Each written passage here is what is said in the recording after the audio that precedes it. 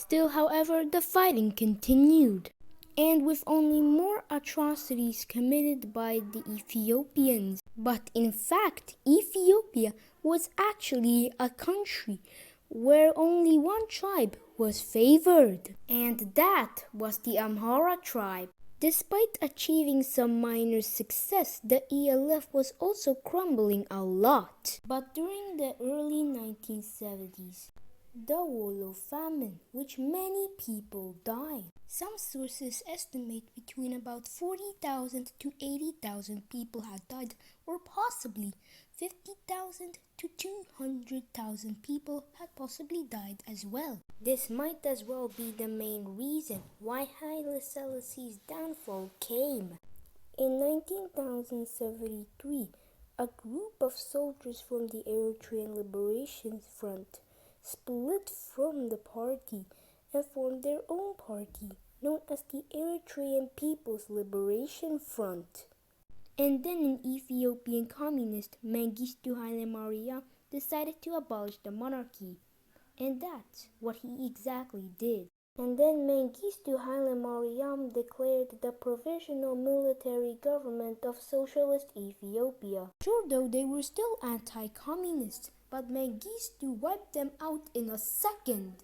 But as I forgot to mention, before even Mengistu took power in Ethiopia, and even before the creation of the EPLF, the ELF, or the Eritrean Liberation Front, tried to take Togoruba in 1964, but failed miserably. Then they tried to take Halhal in 1968, but failed miserably as well. And therefore, in 1975, a group of Tigrayans later formed the Tigrayan People's Liberation Front, or just as usual, the TPLF. But then things only started to get more brutal when the Red Terror was later introduced in Ethiopia by Mengistu Haile Mariam. This was one of the most brutal atrocities committed in Ethiopian history. It was estimated that in about 10,000 to 500,000 people had died, but some sources estimate a higher number, such as 700,000 people. At the same time, battles were also taking place, such as the Battle of Nakfa, which the EPLF defeated the Ethiopian forces. But both Eritrean rebel factions were completely different in ideology, and therefore in 1981 the EPLF militarily defeated the ELF.